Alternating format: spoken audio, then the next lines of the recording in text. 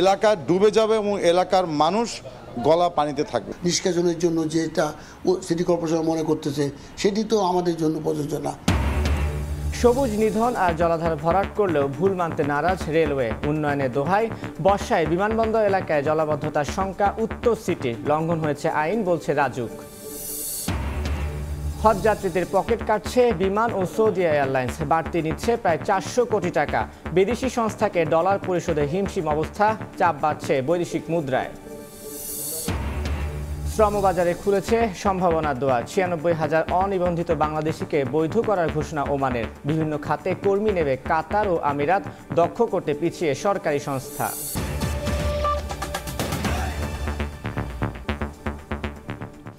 সকালের সময়ের সঙ্গে আছি আমি তানভীর হাসান। নিয়ম নীতির তোয়াক্কা না করেই বিমানবন্দর রেল স্টেশন এলাকা জলাধার ভরাট করেছে রেলওয়ে। এতে বর্ষা মৌসুমে এয়ারপোর্ট উত্তরা এলাকায় জলাবদ্ধতার শঙ্কায় উত্তর সিটি। উন্নয়ন প্রকল্পের দোহাই দিয়ে রেলওয়ে বলছে জলাবদ্ধতা নিয়ে ভাবা তাদের কাজ নয়। এদিকে রাজুক বলছে এটা সুস্পষ্ট আইনের লঙ্ঘন, ড্যাপের নকশার বাইরে যাবার ক্ষমতা কারণেই। রাশেদ লিমনের রিপোর্ট।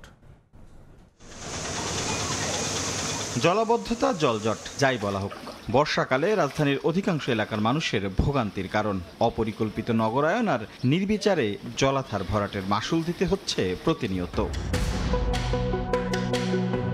এরই মধ্যে নতুন করে আবারও হাত পড়েছে নগরের জলে। রাজধানীর বিমানবন্দর রেলওয়ে স্টেশন সংলগ্ন জলাধার ভরাট করে চলছে স্টেশনের বর্ধিতাংশ নির্মাণের কাজ। রেলওয়ে কর্তৃপক্ষ বলছে সম্প্রসারিত রেললাইনের জন্য এখানে হবে প্ল্যাটফর্ম 3 ও 4। তবে জলাধার ভরাট করার ফলে উত্তরা এয়ারপোর্ট এলাকায় স্ট্রম ড্রেনেজের পানি নিষ্কাশনে বাধা পড়বে, দেখা দেবে জলাবদ্ধতা বলছে ডিএনসিসি। তবে এসব রেলওয়ের দেখার বিষয় না বলে সাফ জবাব রেলের। দুই দপ্তরে চলছে চিঠি চালাচালি। নতুন দেখলাম সপ্তাশ্চর্যের আরেকটা আশ্চর্য যে এখন খাল ভরাট করে ওনারা এখানে তারা লাইন নিচ্ছে। এলাকা ডুবে যাবে এবং এলাকার মানুষ গলা পানিতে থাকবে। পর্যাপ্ত নিষ্কাশনের ব্যবস্থা রাখা হয়েছে। উত্তরা থেকে টোটাল পানিটা এইখান থেকে নিষ্কাশনের জন্য যেটা সিটি কর্পোরেশন মনে করতেছে সেটি তো আমাদের জন্য প্রযোজ্য না। আমরা বলেছি 6 ফিট পাইপ ইউজ করার জন্য, 1.5 ফিট পাইপ ইউজ করছেন। আমরা আশা করি যে তাদের এটা বোধগম্য হবে। কোনটা ঠিক এবং কোনটা ঠিক না সেইভাবে আমরা তাদের বিস্তারিত উল্লেখ করে আমরা তাদেরকে ইতিমধ্যে জবাব দিয়েছি। এদিকে রাজুক বলছে ড্যাপের নকশা অনুসারে এটি উন্মুক্ত জলাধার হিসেবে চিহ্নিত করা, তাই কোনোভাবেই অনুমতি ছাড়া তা ভরাট করা যাবে না। সরকারি প্রতিষ্ঠান হোক আর বেসরকারি প্রতিষ্ঠান হোক, কোনো ধরনের শ্রেণী পরিবর্তন করার বিষয়ে বিধিনিষেধ রয়েছে। এই জায়গাটি ডিটেল এরিয়া প্ল্যানে সেটা পুকুর এবং জলাশয় হিসেবে চিহ্নিত করা আছে। কোনো প্রকার অনুমতি ছাড়া যে জলাশয় ভরাট করেছে সেটা আমাদের আইনের ব্যত্যয় হয়েছে। সংশ্লিষ্ট অংশীজনদের মতামতে শিগগিরই বিষয়টি নিয়ে প্রয়োজনে আইনি পদক্ষেপের কথা জানায় রাজধানী উন্নয়ন কর্তৃপক্ষ। এই পুরো জলাশয়টি ভরাট করে তৈরি হচ্ছে 1.8 মিটারের এই কালভার্টটি। তাই স্বাভাবিকভাবেই প্রশ্ন উঠেছে এই এলাকার পানি নিষ্কাশনের বিকল্প কি ব্যবস্থা থাকছে। পরিবেশবিদরা বলছেন চলতি মৌসুমেই এমন অপরিকল্পিত উন্নয়নের মাশুল দিতে হবে নগরবাসীকে। রাশেদ লিমন, সময় সংবাদ, ঢাকা। লোকসান কাটিয়ে উঠতে হজকে পুঁজি করে ফ্লাইটে বাড়তি ভাড়া নির্ধারণ করে বাংলাদেশ বিমান, যার সুযোগ নেয় বিদেশি সংস্থাও। এতে বিমানের স্বার্থ উদ্ধার হলেও বেশি ক্ষতিগ্রস্ত হতে হচ্ছে বিদেশি এয়ারলাইন্সকে ডলার পরিশোধে। অর্ধেক হজযাত্রী বহন করেও এবছর প্রায় 800 কোটি টাকার ভাড়া ডলারে নিয়ে যাচ্ছে সৌদি এয়ারলাইন্স। আর দুই এয়ারলাইন্স মিলে অতিরিক্ত প্রায় 400 কোটি টাকা পকেট কাটছে হজযাত্রীদের, যা সরকারকে দ্বিগুণ চাপে ফেলছে বলে মত বিশেষজ্ঞদের। কাজল আব্দুল্লাহ রিপোর্ট। সঠিক পরিকল্পনার অভাবে বাংলাদেশ বিমানের বেশিরভাগ রুটই লোকসানে ভারাক্রান্ত। প্রেক্ষাপট যখন এমন, তখন নিজেদের স্বার্থ উদ্ধারে হজ যাত্রীদেরই টার্গেট করেছে সংস্থাটি। ফ্লাইট পরিচালনায় লোকসানের বড় একটি অংশই বেশি ভাড়া নির্ধারণ করে উঠিয়ে নেওয়া হচ্ছে হজ মৌসুমে, যার সুযোগ নিচ্ছে সৌদি এয়ারলাইন্সও। মূলত বাংলাদেশের হজ যাত্রীদের অর্ধেক বহন করে বাংলাদেশ বিমান, বাকি অর্ধেকের দায়িত্ব সৌদি এয়ারলাইন্সের, যদিও এবছর বিদেশি ক্যারিয়ারে যুক্ত হয়েছে ফ্লাইনাস।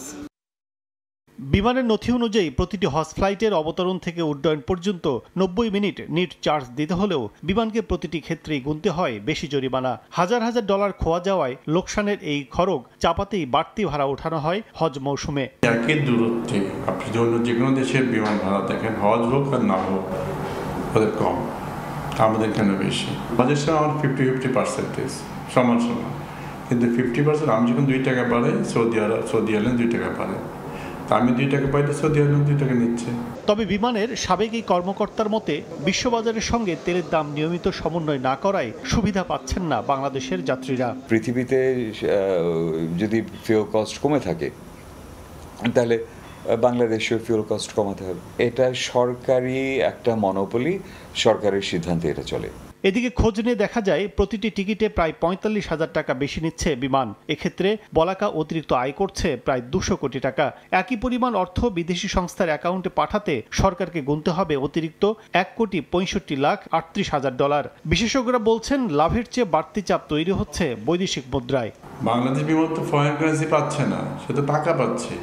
ফরেন কারেন্সি নিয়ে যাচ্ছে সৌদি এয়ারলাইন্স, নাস দরকার বললে গভর্নমেন্ট আমাকে 100 টাকা সাবসিডি করবে, কিন্তু ভাড়া 100 টাকা রাখেন, তাহলে বিদেশিরা 100 টাকাই পাবে। বিমান যদি ভাড়া না বাড়ে অত বাড়াতে পারবে না। এবছর 85,257 জন হজযাত্রী পরিবহনে আকাশপথে ব্যয়ের পরিমাণ প্রায় 1,663 কোটি টাকা। এর মধ্যে দুদেশের এয়ারলাইন্স অতিরিক্ত প্রায় 400 কোটি টাকা তুলে নিচ্ছে হজযাত্রীদের কাছ থেকেই। কাজল আব্দুল্লাহ, সময় সংবাদ, ঢাকা। মধ্যপ্রাচ্যের 3 দেশের শ্রমবাজারে আবারও সম্ভাবনার দুয়ার খুলেছে বাংলাদেশি দক্ষ কর্মীদের জন্য।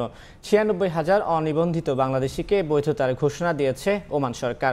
11 ক্যাটাগরিতে অন্তত 3,000 কর্মী যাবে সংযুক্ত আরব আমিরাতে।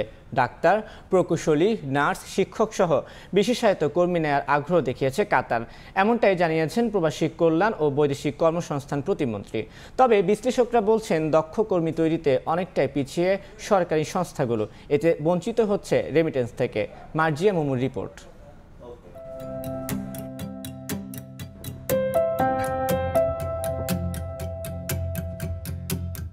উপসাগরীয় তেল সমৃদ্ধ দেশ ওমান 1976 সালে মাত্র 113 জন কর্মী দিয়ে ধনী দেশটির শ্রমবাজারে বাংলাদেশিদের অভিবাসনের যাত্রা শুরু হলেও ওমান সরকারের সবশেষ পরিসংখ্যান বলছে বর্তমানে সেখানে বাংলাদেশিদের সংখ্যা 6,98,000। তবে তাদের অধিকাংশই অনিবন্ধিত। ধারাবাহিকভাবে দেশটির ইমিগ্রেশন বিভাগের অভিযানে বিভিন্ন সময় অন্তত 1 লাখ বাংলাদেশিকে ফেরত পাঠানো হয়। বাকিদের ভবিষ্যতও অনিশ্চিত হয়ে পড়ে। এমন প্রেক্ষাপটে অনিবন্ধিতদের বৈধতা দিতে বারবার ওমান সরকারের প্রতি আহ্বান জানিয়ে আসছিল বাংলাদেশ। গত মে মাসে দেশটি সফরে শ্রম মন্ত্রণালয়ের ঊর্ধ্বতন কর্মকর্তাদের সঙ্গে বৈঠকে বসেন প্রবাসী কল্যাণ ও বৈদেশিক কর্মসংস্থান প্রতিমন্ত্রী। সেই বৈঠকের জের ধরেই অবশেষে অনিবন্ধিত 96,000 বাংলাদেশিকে বৈধতা দেওয়ার সিদ্ধান্ত নিয়েছে ওমান সরকার। সেই সঙ্গে ক্ষতিপূরণ মওকুফের বিষয়টিও বিবেচনা করছে দেশটি। ওমান আমাদের দীর্ঘদিনের স্টাক ছিল। 96,000 অবৈধ হয়ে গিয়েছিলেন কর্মী বিভিন্ন পর্যায়ে, সেগুলোকে তারা বৈধ করবে সেটা আমাদেরকে দিয়ে দিয়েছে, সেটা বড় অ্যাচিভমেন্ট। মধ্যপ্রাচ্যের আরেক দেশ সংযুক্ত আরব আমিরাতও নতুন করে 11টি ক্যাটাগরিতে দক্ষ বাংলাদেশি কর্মীদের চাহিদার কথা জানিয়েছে। তবে প্রথম দফায় ডেলিভারি কাজে 3,000 বাইক রাইডার নেবে দেশটি। ওরা অলরেডি ডিমান্ড পাঠিয়ে দিয়েছে, তারা প্রায় 3,000 লোক নেবে। আমরা 400 ট্যাক্সি, 500 মোটরসাইকেল যারা বিভিন্ন ডেলিভারির কাজে নিয়োজিত থাকবে। 11টা সেক্টরে মানুষ নিতে পারবে, চাইতে পারবে, কোনো সমস্যা নেই। ডাক্তার, প্রকৌশলী, নার্স, শিক্ষক, হিসাবরক্ষক সহ বিশেষায়িত পেশায় বাংলাদেশ থেকে কর্মী নিয়োগে আগ্রহের কথা জানিয়েছে কাতারও। কাতারের বাজারটাও আমাদের খুলে দেওয়া হয়েছে, কাতারেও মানুষ নেবে বিভিন্ন পর্যায়ে। প্রশিক্ষণ নিশ্চিতে সংশ্লিষ্ট সংস্থাগুলোর ব্যর্থতায় চাহিদা থাকলেও দক্ষ কর্মীর অভাবে শ্রমবাজারে পিছিয়ে বাংলাদেশ, অভিযোগ অর্থনীতিবিদদের। তারা কিন্তু দক্ষ শ্রমিক যাচ্ছে, টেকনিক্যাল যে ওয়ার্কার তাদেরকে যাচ্ছেন, এবং একই সঙ্গে তাদের ওইখানকার যে ভাষা, তাদের যে সংস্কৃতি, এই বিষয়গুলো তো আমাদের জানতে হবে। এখন সরকারি যে প্রতিষ্ঠানগুলো রয়েছে, বিশেষ করে যারা প্রশিক্ষণ দিচ্ছে, তারা কিন্তু ওই জায়গাতে আসলে পরিস্থিতিগুলো কেমন সেটাকে অ্যাড্রেস করে না। ক্রমবর্ধমান জনসংখ্যার জন্য নিরাপদ অভিবাসন ও কর্মসংস্থান নিশ্চিতে শ্রমবাজার নিয়ে গবেষণা করার তাগিদ বিশ্লেষকদের। মার্জিয়া মুমু, সময় সংবাদ, ঢাকা। দেশের বাইরের খবর। আগ্নেয়াস্ত্র মামলায় দোষী সাব্যস্ত হয়েছেন যুক্তরাষ্ট্রের প্রেসিডেন্ট জো বাইডেনের ছেলে হান্টার বাইডেন। অস্ত্র কেনার সময় মাদকাসক্তির মিথ্যা তথ্য প্রদান সহ 3 অভিযোগ রয়েছে তার বিরুদ্ধে। সবগুলোই আমলে নিয়ে রায় দিয়েছেন আদালত। এতে 25 বছর পর্যন্ত সাজা হতে পারে বাইডেন পুত্রের। সাজা মওকুফ করবেন না প্রেসিডেন্ট নিজেও। যুক্তরাষ্ট্র থেকে লস্কর আল মামুনের রিপোর্টে বিস্তারিত। বিশ্বের ক্ষমতাধর দেশ যুক্তরাষ্ট্রের প্রেসিডেন্ট জো বাইডেন আগ্নেয়াস্ত্র কেনার সময় মাদকাসক্তি নিয়ে মিথ্যা তথ্য দেয়ায় ফৌজদারি মামলায় দোষী সাব্যস্ত হয়েছেন তার ছেলে হান্টার বাইডেন। স্থানীয় সময় মঙ্গলবার যুক্তরাষ্ট্রের দেলাওয়ার অঙ্গরাজ্যের একটি আদালত এই রায় দেন। এ সময় উপস্থিত ছিলেন হান্টারের মা মার্কিন ফার্স্ট লেডি জিল বাইডেন। এবারই প্রথম যুক্তরাষ্ট্রের ইতিহাসে কোনো ক্ষমতাসীন প্রেসিডেন্টের সন্তান ফৌজদারি অপরাধে বিচারের মুখোমুখি হলেন, যা দেশটির প্রায় 250 বছরের ইতিহাসে নজিরবিহীন। আগ্নেয়াস্ত্র কেনাবেচার সময় মিথ্যা তথ্য এবং অবৈধভাবে তা নিজের কাছে রাখার অভিযোগ প্রমাণিত হওয়ায় সর্বোচ্চ 25 বছর পর্যন্ত কারাদণ্ড হতে পারে বাইডেন পুত্রের। হতে পারে $7.5 লাখ মার্কিন ডলারের জরিমানাও। এদিকে রায় শুনে মা জিল বাইডেন ও স্ত্রী মেলিসা বাইডেনের হাত ধরে আদালত ছাড়েন হান্টার বাইডেন। এ সময় উপস্থিত ছিলেন চাচা জিম বাইডেন সহ পরিবারের অন্যান্য সদস্যরা। ছেলের রায় শুনে এক বিবৃতিতে প্রেসিডেন্ট বাইডেন বলেন, তিনি যেমন যুক্তরাষ্ট্রের প্রেসিডেন্ট, ঠিক তেমনি একজন বাবাও। আদালতের রায় মেনে নেওয়ার কথাও জানান তিনি। যুক্তরাষ্ট্রের সংবিধান অনুযায়ী দেশটির প্রেসিডেন্ট যে কোনো সাজা মওকুফ করার ক্ষমতা রাখেন। তবে ছেলে হান্টার দোষী সাব্যস্ত হলে তার সাজা মওকুফ করবেন না বলে মার্কিন সংবাদ মাধ্যম এবিসি নিউজে দেয়া এক সাক্ষাৎকারে আগেই ঘোষণা দেন প্রেসিডেন্ট জো বাইডেন। সেক্ষেত্রে চূড়ান্ত রায়ে সাজা প্রাপ্ত হলে কারাগারে থাকতে হবে প্রেসিডেন্ট পুত্রকে। হান্টার বাইডেনের আইনজীবীরা জানিয়েছেন, রায়ের বিরুদ্ধে আপিল করবেন তারা। লস্কর আল মামুন, সময় সংবাদ, যুক্তরাষ্ট্র। বরিশালে উপজেলা পরিষদের ভোটে নির্বাচিত বেশিরভাগ চেয়ারম্যানই নতুন মুখ। ভোট হওয়া 9 উপজেলার মধ্যে 8টিতে আগের জনপ্রতিনিধি বাদ পড়েছেন। সদ্য সাবেকদের এমন ধরাশয়ী অবস্থা নিয়ে চলছে নানা বিশ্লেষণ। অবশ্য পছন্দমতো প্রার্থী যাচাইয়ের সুযোগ পাওয়ায় যোগ্য নেতৃত্ব তৈরির পাশাপাশি ভোটের প্রতি মানুষের আস্থা বাড়বে বলে আশা সুশীল সমাজের। অপূর্ব অপুর রিপোর্ট।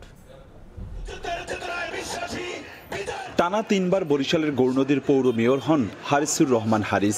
1 যুগ ধরে উপজেলা আওয়ামী লীগের এই সাধারণ সম্পাদকের দাপটে সবাই তটস্থ থাকলেও উপজেলার ভোটে হেরেছেন। স্থানীয় আওয়ামী লীগের বড় অংশের পাশাপাশি নিজের ভাইরাও হারিসকে সন্ত্রাসী বলে অভিযোগ করে আসছিলেন। নির্বাচনের পুরো সময়ে বিশাল কর্মী বাহিনীর শোডাউন থাকলেও ভোটে মনির হোসেন মিয়ার কাছে ধরাশয়ী তিনি। মুলাদীর 2 বারের উপজেলা চেয়ারম্যান এবং উপজেলা আওয়ামী লীগের সাধারণ সম্পাদক তারিকুল হাসান খান মিঠুও হেরেছেন। হিজলায়ও চেয়ার ছাড়তে হচ্ছে 2 বারের চেয়ারম্যান ও আওয়ামী লীগ নেতা সুলতান মাহমুদ টিপু শিকদারকে। নতুন মুখে এসেছে জেলার বাকেরগঞ্জে। সেখানে তরুণ রাজীব তালুকদারের কাছে হেরেছেন দীর্ঘদিন রাজনীতিতে থাকা বিশ্বাস মতিউর রহমান। আগুলঝাড়ায় ভোটে জিততে পারেননি সদ্য সাবেক উপজেলা চেয়ারম্যান আব্দুর রইস সাইনিয়াবাদ। বাবুগঞ্জে ফারজানা বিনতে ওহাবের কাছে হেরেছেন প্রভাবশালী আওয়ামী লীগ নেতা সর্দার খালেদ হোসেন। তথ্য বলছে, বরিশালের 9 উপজেলার মধ্যে কেবলমাত্র বানারীপাড়ায় গোলাম ফারুক চেয়ারম্যানের চেয়ার ধরে রাখতে পেরেছেন। বাকি 8টিতেই হেরেছেন প্রভাবশালী আওয়ামী লীগ নেতা ও সদ্য সাবেক চেয়ারম্যানরা। কেন এমন পরিস্থিতি? পর্যবেক্ষক মহল ও সাধারণ মানুষের দাবি, ক্ষমতায় থাকাকালীন কর্মকাণ্ডের জবাব ব্যালটে দিয়েছেন ভোটাররা। যারা আগে বিগত বছর ক্ষমতায় ছিল তারা উন্নত দিক করতে পারে না, বিধে আবার নতুন নির্বাচনের মাধ্যমে জনগণ যাকে চেয়েছে তাকে উপযুক্ত ভোট দিয়ে নির্বাচিত করেছে। জনগণ হিসাবে আমাদের সুযোগ ছিল সেই ব্যালটটির মাধ্যমে তাদেরকে আর কি বিতাড়িত করবার, সেটি আমরা করেছি। হ্যাঁ, তো উন্নয়নের কথা বলছে, এই আগে যারা করছে হ্যাঁ যদি উন্নয়ন করে ভালো কাজ করে তো আবার সাবলেট দিয়ে আবার ভোট না করলে আবার ফিরিয়ে আবার চেঞ্জ করুন। সঠিকভাবে সবাই ভোট দিতে পেরেছে, নিরপেক্ষভাবে ভোট দিতে পেরেছে, যে কারণে সঠিক প্রার্থী চলে এসেছে, যারা জনপ্রিয়, যারা জনগণের প্রতি যাদের ভালোবাসা আছে, যারা জনগণ যাদের প্রতি আস্থাশীল হয়েছে তারাই আসলে এবার নির্বাচিত হয়েছে। বরিশাল জেলার মেহেন্দিগঞ্জ উপজেলা পরিষদের ভোট এখনো হয়নি। ইসি সূত্র অনুযায়ী এই উপজেলা নির্বাচন হবে আগামী আগস্ট মাসে। অপূর্ব অপু, সময় সংবাদ, বরিশাল। নাগরিক সেবা বাড়াতে ও পরিকল্পিত নগরায়নের জন্য রাজশাহী সিটি কর্পোরেশনের আয়তন বাড়ানোর উদ্যোগ নেওয়া হয়েছে। সিটি মেয়র জানিয়েছেন, সীমানা বৃদ্ধির আবেদন অনুমোদন পেলে বর্তমান সীমানার সঙ্গে যুক্ত হবে পবা উপজেলার নওহাটা ও কাটাখালী পৌরসভা, আর নগরীর আয়তন বেড়ে হবে 350 বর্গ কিলোমিটার। হাবিবুর রহমান পাপ্পু তোলা ছবিতে বিস্তারিত সাইফুর রহমান রকির প্রতিবেদনে। গ্রিন ও ক্লিন সিটি হিসেবে পরিচিত পদ্মাপাড়ের নগরী রাজশাহী। প্রশস্ত রাস্তাঘাট, ফুটওভার ব্রিজ ও দৃষ্টিনন্দন সড়কবাতির কারণে উন্নত বিশ্বের শহরের সঙ্গে তুলনা করা হয় এই নগরীকে। গত এক যুগের উন্নয়নে বদলে যাওয়া এই জনপদের কারিগর সিটি কর্পোরেশনের মেয়র AHM খায়রুজ্জামান লিটন। নাগরিক সেবা বাড়াতে ও পরিকল্পিত নগরায়নের জন্য রাজশাহী সিটি কর্পোরেশনের পরিধি বাড়ানোর উদ্যোগ নেওয়া হয়েছে। প্রকল্পটি অনুমোদন পেলে সিটি কর্পোরেশনে যুক্ত হবে পবা উপজেলার নওহাটা ও কাটাখালী পৌরসভার সঙ্গে দামকুড়া ও কর্ণহাট থানা। এই এলাকাটা আমরা বাড়াতে চাই এই কারণে যে শহরতলি যাকে আমরা বলি, সেই শহরতলির মানুষগুলো পূর্ণাঙ্গ শহরের সুযোগ সুবিধা নিয়ে বসবাস করতে চায়। সিটি কর্পোরেশনের নেয়া এমন উদ্যোগকে যুগান্তকারী বলছেন নগর পরিকল্পনাবিদ। আবাসিক এরিয়াটাকে একটা আইসোলেট করে দেওয়া, কোথায় বাজার হবে বাজারটাকে আইসোলেট করা, তারপরে ইন্ডাস্ট্রিয়াল এরিয়া কোন জায়গাটায় হবে সেটা আইসোলেট করা। সেই জায়গাগুলোকে যখন আমরা অ্যাকোমোডেট করে পরিকল্পনা মাফিক যদি করতে পারি, দেন নাগরিক সুবিধাটা বাড়বে। এমন উদ্যোগে এলাকার মানুষের জীবনযাত্রার মান আরও বাড়বে বলে আশা নগরবাসীর। সিটি কর্পোরেশন হলে অবশ্যই আমাদের সুবিধা বাড়বে। তার মধ্যে প্রথমত সুবিধা বাড়বে হচ্ছে রাস্তাটা উন্নয়ন হবে। এটা যখন সিটি কর্পোরেশনের মধ্যে চলে যাবে তখন আমাদের শহরে যে সুযোগ সুবিধাটা আমরা পাই, নাগরিক সুবিধা, সেটা এখানকার লোকও পাবে। সিটি কর্পোরেশন যদি হয় তাহলে আমাদের ভালো হবে, সুখ সুবিধা হবে। তাড়াতাড়ি যদি হয় তো ভালো হবে, এলাকার মান উন্নয়ন বাড়বে। 1872 সালে রাজশাহী পৌরসভা 1987 সালে সিটি কর্পোরেশনে উন্নীত হয়। ওই সময়ের 96.72 বর্গ কিলোমিটার জায়গা এবার বেড়ে দাঁড়াবে 350 বর্গ কিলোমিটারে। সিটি কর্পোরেশনের জনসংখ্যা প্রায় 10 লাখ। সংশ্লিষ্টরা বলছেন, আগামী 50 বছরকে টার্গেট করে যে দীর্ঘমেয়াদী উন্নয়ন পরিকল্পনা সাজিয়েছে সিটি কর্পোরেশন, তা বাস্তবায়ন হলে স্বপ্নের শহর হবে রাজশাহী। সাইফুর রহমান রকি, সময় সংবাদ, রাজশাহী। গ্রীষ্মে অত্যাধিক গরম আর অল্প কয়েকদিনের শীতে বিপর্যস্ত হচ্ছে জনজীবন। পাশাপাশি অস্বাভাবিকভাবে নিচে নামছে রাজশাহীর বরেন্দ্র অঞ্চলের ভূগর্ভস্থ পানির স্তর। এতে দেখা দিচ্ছে খাবার ও সেচ পানির সংকট। পরিবেশবিদদের মতে, ভূপ্রকৃতির এমন আচরণ চরম ভাবাপন্ন আবহাওয়ার পূর্বাভাস। মওদুদ রানার রিপোর্ট। পানির প্রবাহ কমে এক সময়ের প্রমত্ত পদ্মার বিভিন্ন অংশে এখন ধুধু বালুচর। উত্তরাঞ্চলের কয়েকটি জেলায় সেচের অন্যতম উৎস চলনবিলেও দেখা দেয় পানির সংকট। করতোয়া, ইছামতি, বাঙালি ও মহানন্দার মতো নদীও আর নেই আগের মতো স্রোতস্বিনী। বাংলাদেশ পরিবেশ আইনজীবী সমিতির তথ্য অনুযায়ী রাজশাহী বিভাগের 21টি নদী এখন সংকটাপন্ন, আর দখল দূষণে অস্তিত্ব হারিয়েছে শতাধিক খালবিল।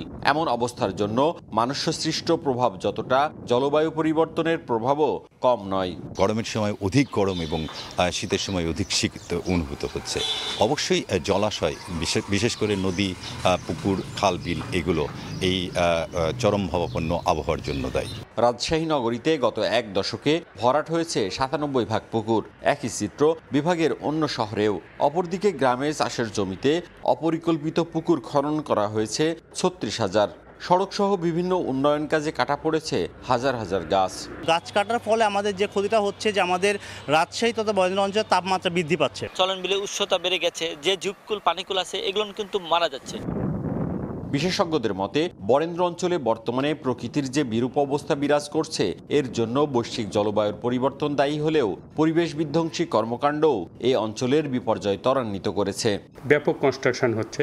এই কনস্ট্রাকশনের পাশাপাশি অন্যান্য ল্যান্ডের পরিমাণ, অর্থাৎ জলাভূমির পরিমাণ কমে যাচ্ছে। এখানে একটা হিট চেম্বার তৈরি হচ্ছে।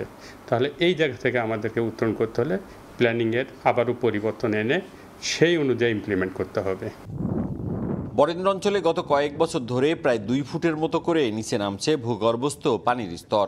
দেখা দিচ্ছে খাবার ও কৃষিকাজের পানির সংকট, যা হুমকি হয়ে দাঁড়িয়েছে ফসল ও জনজীবনের জন্য। যেহেতু বৃষ্টি হয়নি, যেহেতু গরম পড়েছে বেশি, যেহেতু কৃষির চাহিদা, এবারকার ডেটাটা হলো 2 ফিটের বেশি নেমে গেছে। এটা আরেকটা ইমব্যালেন্স কন্ডিশন তৈরি করেছে। পরিবেশের ভারসাম্য এবং কৃষি, জীববৈচিত্র্য ও খাদ্য নিরাপত্তার ঝুঁকি কমাতে সম্মিলিত উদ্যোগ গ্রহণ জরুরি বলে মনে করছেন সংশ্লিষ্টরা। মওদুদ রানা, সময় সংবাদ, রাজশাহী।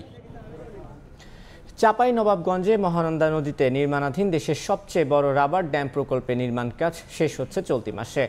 মূল ড্যামের কাজ শেষে এখন চলছে ওয়াকওয়ে ও রিজার্ভ ট্যাঙ্ক নির্মাণ। সংশ্লিষ্টরা বলছেন, আগামী শুষ্ক মৌসুম থেকে নদীর 56 কিলোমিটার এলাকা জুড়ে পানি সংরক্ষণ করা যাবে। জাহাঙ্গীর আলমের পাঠানো তথ্যে শাহজাহান আলীর ছবি নিয়ে রিপোর্ট। নদী শাসন করে নির্মাণ করা হয়েছে অবকাঠামো। চলছে দেশের সবচেয়ে বড় রাবার ড্যামের কাজ। চাঁপাইনবাবগঞ্জ শহরের পাশে রেহাইচর এলাকায় বীরশ্রেষ্ঠ শহীদ ক্যাপ্টেন মহিউদ্দিন জাহাঙ্গীর সেতু সংলগ্ন মহানন্দা নদীতে 2017 সালের অক্টোবরে শুরু হয় রাবার ড্যাম নির্মাণ। এরই মধ্যে শেষ হয়েছে 96% কাজ। মূল অবকাঠামো নির্মাণ শেষে এখন চলছে ওয়াকওয়ে ও রিজার্ভ ট্যাঙ্কের নির্মাণ। প্রকল্পের কাজ শেষে নদীর বেশিরভাগ অংশে সারা বছর প্রায় 15 থেকে 20 ফুট পানি থাকবে বলে জানিয়েছে পানি উন্নয়ন বোর্ড। সেচ সুবিধা বৃদ্ধিতে খুশি স্থানীয়রা। এই নদীটা আমাদের এখানে রাবার ড্যাম হলে আমরা 12 মাস পানিটা পাবো। যে মরু এলাকা হয়ে গেছিল সে জায়গাগুলোতে সেচ প্রকল্পের দ্বারা কৃষি সবচেয়ে বেশি ফলন হবে। এটা পরিবেশ বিপর্যয় থেকেও আমাদেরকে রক্ষা করবে। এই রাবার ড্যাম একটা উন্নয়নের একটা নতুন দিগন্ত তৈরি করবে। চলতি মাসের শেষেই প্রকল্পের মূল কাজ শেষ করার আশ্বাস পানি উন্নয়ন বোর্ডের। আগামী বছরের জুনের মধ্যে শেষ হবে নদী সংলগ্ন এলাকার ভূমি অধিগ্রহণ সংক্রান্ত কাজ। এই রাবার ড্যাম নির্মাণ অঙ্গটার আমার কাজের অগ্রগতি এখন 96%। আমরা এই জুনের ভিতরেই অবশিষ্ট কাজ শেষ করব। 393 মিটার দৈর্ঘ্যের রাবার ড্যামটি নির্মাণে ব্যয় ধরা হয়েছে প্রায় 246 কোটি 89 লাখ টাকা। সময় সংবাদ, চাঁপাইনবাবগঞ্জ। তীব্র গরমে গবাদি পশু দুধের উৎপাদন কমে যাওয়ায় বিপাকে পড়েছেন দেশের শীর্ষ দুগ্ধ উৎপাদনকারী উপজেলা সিরাজগঞ্জের শাহজাদপুরের খামারিরা। উৎপাদন কমেছে গড়ে 20 থেকে 30%। সেই সঙ্গে দেখা দিচ্ছে নানা রোগ। লোকসানের মুখে অনেকে বাধ্য হয়ে গরু পালন ছেড়ে দিচ্ছেন। রিঙ্কু কুণ্ডুর রিপোর্ট, ছবি তুলেছেন অমৃত সেন। দেশের শীর্ষ দুগ্ধ উৎপাদনকারী জেলা সিরাজগঞ্জ। 1973 সালে জেলা শাহজাদপুরের সমবায়ভিত্তিক রাষ্ট্রায়ত্ত প্রতিষ্ঠান মিলভিটার দুগ্ধ প্রক্রিয়াজাতকরণ কারখানা প্রতিষ্ঠিত হয়। ফলে এই অঞ্চল ছাড়াও পাবনার বেড়া, ভাঙ্গুড়া ও সাথে এলাকায় গড়ে ওঠে শত শত গো খামার। এই খামারগুলো থেকে প্রতিদিন গড়ে 5 থেকে 6 লাখ লিটার দুধ উৎপাদন হয়, যা মিলভিটা ছাড়াও বেশ কয়েকটি বেসরকারি দুগ্ধজাত পণ্য উৎপাদনকারী প্রতিষ্ঠান দুধ সংগ্রহ করে তা প্রক্রিয়াজাত করে ঢাকা সহ দেশের বিভিন্ন জেলায় সরবরাহ করে। তবে এবার তীব্র তাপদাহের প্রভাবে কমে গেছে দুধের উৎপাদন। খামারিদের হিসেব মতে গড়ে প্রতিদিন দুধের উৎপাদন কমেছে প্রায় 20 থেকে 30%। পাশাপাশি গবাদি পশুর শরীরে দেখা দিচ্ছে জ্বর, ঠান্ডা সহ নানা রোগ বালাই। গরমে মারা গেছে গরু। সব মিলে লোকসানের মুখে অনেক খামারি বাধ্য হয়ে পশুপালন থেকে মুখ ফিরিয়ে নিচ্ছেন। রোদের কারণে গরুর দুধ বাদ হয়ে গেছে, ঘাস টাস মনে করেন যে অনেক পুড়ে গেছে। গরু ঠিক মতো খাইতে পারে না, গরুর দুধ কম হয়। চতুর্দিকে নষ্ট হওয়া যাচ্ছে। এই খোল বসির প্রচুর দাম, দুধের দাম নাই। একদিকে দুধের উৎপাদন কম আর অন্যদিকে ক্রমাগত গোখাদ্যের দাম বৃদ্ধি। এতে দুধের উৎপাদন খরচ বাড়লেও কাঙ্ক্ষিত দাম পাচ্ছে না বলে অভিযোগ দুগ্ধ সমবায় সমিতির। গোখাদ্যের দাম বেশি হওয়ার কারণে বা দুধের ন্যায্য মূল্য না পাওয়ার কারণে এরা বিলুপ্তি হয়ে যাচ্ছে বা এরা গরু পালতে পারছে না, গরু বিক্রি করে ফেলতেছে। তবে গবাদি পশু রোগ নিয়ন্ত্রণের পাশাপাশি খামারিদের ক্ষতির হাত থেকে রক্ষায় নানা পরামর্শ দেওয়ার কথা জানান উপজেলা প্রাণী সম্পদ কর্মকর্তা। দিনে 2 বার করে যেন গোসল করানো হয় এবং গরুগুলি যেন ছায়াযুক্ত স্থানে রাখা হয় এবং গরুগুলিকে যেন স্যালাইন খাওয়ানো হয় যাতে তার ডিহাইড্রেশনটা না হয়। এই বিষয়ে আমরা পরামর্শ দিচ্ছি, উঠান বৈঠক করছি এবং লিফলেট বিতরণ করছি। সিরাজগঞ্জের শাহজাদপুরে ছোট বড় মিলে গোখামার রয়েছে প্রায় 10,000 আর মিলভিটা সমবায় সমিতির মাধ্যমে প্রতিদিন দুধ সংগ্রহ করে প্রায় 2 লাখ লিটার। রিঙ্কু কুণ্ডু, সময় সংবাদ, সিরাজগঞ্জ। 6 বছরেও নাটোরের সিংড়া উপজেলার বিলোধরে আত্রাই নদীর উপর সেতু নির্মাণ কাজ শেষ করতে পারেননি ঠিকাদার। একই ঠিকাদারের আওতায় আরেকটি সেতুর কেবল 2টি পিলার নির্মিত হয়েছে গত 2 বছরে। নির্ধারিত সময়ে কাজ শেষ না হওয়ায় সংশ্লিষ্টদের বিরুদ্ধে ব্যবস্থা নেওয়ার কথা বলেছেন স্থানীয় সংসদ সদস্য। আল মামুনের পাঠানো তথ্য ও রকুনুজ্জামানের ছবি নিয়ে রিপোর্ট। 2018 সালের 30 জানুয়ারি নাটোরের সিংড়া উপজেলার বিলদহর এলাকায় আত্রাই নদীর ওপর শুরু হয় সেতু নির্মাণ কাজ। 6 বছরেও শেষ হয়নি সম্পূর্ণ কাজ, অথচ প্রকল্পের মেয়াদ শেষ হবে চলতি মাসের শেষে। 2022 সালের 27 নভেম্বর একই উপজেলার মহেশচন্দ্রপুরে একই নদীর ওপর সেতু নির্মাণ শুরু হয়। চলতি বছরের 31 ডিসেম্বর প্রকল্পের মেয়াদ শেষ হলেও এখন পর্যন্ত শেষ হয়েছে 30% কম। 2টি সেতুই নির্মাণের দায়িত্ব পায় ঠিকাদার মীর হাবিবুল আলম বখতিয়ার। মুঠোফোনে তিনি দাবি করেন কাজের দেখভাল করছেন তার ভাই। এসব বিষয়ে অবগত নন তিনি। আমার ভাই করতেছে, জাহান বলতে হবে না, যেহেতু আমি জানি না কাজটা করতেছে, আমি যেহেতু যখন আসে ভাই বলতে হবে। এদিকে 2টি সেতুর নির্মাণ কাজ সঠিক সময়ে শেষ না হওয়ায় ভোগান্তিতে আছেন উপজেলার প্রায় 1 লাখ মানুষ। স্কুলে যেতে লেট হয়ে যাচ্ছে, নৌকা দেরি হচ্ছে, মানে একটু সমস্যা হয়ে যাচ্ছে আমার জন্য। বেশি মানুষ উঠলে নৌকা ডুবে যাওয়ার সম্ভাবনা থাকে, আবার বই খাতা পড়ে মানে হঠাৎ পড়ে যায়। কখন আসে কখন যায় এটা বোঝা যায় না, কাজ একবারে ধীর গতিতে হচ্ছে। আমাদের যত তাড়াতাড়ি ব্রিজ হয়ে যায় তাড়াতাড়ি ব্রিজের কাজ আমরা চাই। স্থানীয় সরকার প্রকৌশল বিভাগ জানায় সময়ের মধ্যে বিলদহর সেতু নির্মাণ না হলে অন্য প্রকল্প থেকে অর্থ বরাদ্দ এনে শেষ করা হবে। তবে মহেশচন্দ্রপুরের সেতুর ক্ষেত্রে প্রয়োজনে পুনরায় দরপত্র আহ্বান করা হবে। অগ্রগতি ত্বরান্বিত করার জন্য আমরা ঠিকাদারকে চিঠি দিয়েছি এবং আমাদের প্রচেষ্টা অব্যাহত থাকবে।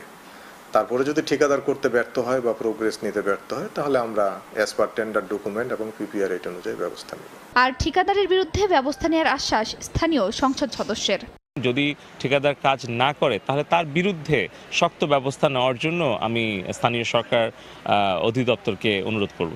108.1 মিটার দীর্ঘ বিলদহর সেতুর ব্যয় ধরা হয়েছে প্রায় 12 কোটি টাকা ও 285 মিটার দীর্ঘ মহেশচন্দ্রপুরের সেতু নির্মাণে ব্যয় ধরা হয়েছে প্রায় 33 কোটি টাকা। সময় সংবাদ, নাটোর। সেন্ট্রাল আফ্রিকান রিপাবলিকের উত্তর পশ্চিমের বুয়াসহ যুদ্ধবিধ্বস্ত একটি এলাকা। ঝুঁকিপূর্ণ এই এলাকাটিতে সাধারণ মানুষের শান্তি শৃঙ্খলা রক্ষায় নিয়োজিত বাংলাদেশ সেনাবাহিনীর ব্যান্ড 10 কন্টিনজেন্ট। অত্যন্ত দক্ষতার সঙ্গে অপারেশনাল কার্যক্রমের পাশাপাশি এই কন্টিনজেন্টের সদস্যরা সফল হয়েছেন কৃষিক্ষেত্রে। 25 ধরনের কৃষিপণ্য উৎপাদন করে রীতিমতো তাক লাগিয়েছেন বাংলাদেশি শান্তিরক্ষীরা। সেন্ট্রাল আফ্রিকান রিপাবলিক থেকে ফিরে বুলবুল রেজার রিপোর্ট। সেন্ট্রাল আফ্রিকান রিপাবলিকের উত্তর পশ্চিমে বুয়ার শহর। জাতিসংঘের মিনুস্কা মিশনে 2টি কন্টিনজেন্ট নিয়োজিত এই শহরে। এর মধ্যে অন্যতম বাংলাদেশ ব্যাটালিয়ন বা বেনবেট 10। অত্যন্ত ঝুঁকিপূর্ণ এই এলাকাটিতে শান্তি শৃঙ্খলা রক্ষায় এই কন্টিনজেন্টে নিয়োজিত আছেন 776 জন শান্তিরক্ষী। জাতিসংঘের শান্তিরক্ষা কার্যক্রমে অংশ নিতে গিয়ে এই কন্টিনজেন্টের যেসব বীর সেনারা নিজেদের জীবন উৎসর্গ করেছেন তাদের স্মৃতির প্রতি সম্মান জানিয়ে তৈরি করা হয়েছে স্যাক্রিফাইস স্কোয়ার। প্রতিনিয়ত জীবনের ঝুঁকি নিয়েই কাজ করতে হয় বেনবেটের সদস্যদের। বোয়ার এলাকা অত্যন্ত ঝুঁকিপূর্ণ এলাকা। প্রায়শই মাইন এবং আইডিতে মানুষ মৃত্যুবরণ করছে। দিন রাত 24 ঘন্টা আমার কন্টিনজেন্টের 776 জন অফিসার, জেসি এবং অন্যান্য পদবীর শান্তিরক্ষীরা তারা জীবনের ঝুঁকি নিয়ে সার্বক্ষণিকভাবে পেট্রোলিং করে এই এলাকার মানুষের শান্তি এবং নিরাপত্তা বিধানের জন্য কাজ করে যাচ্ছে।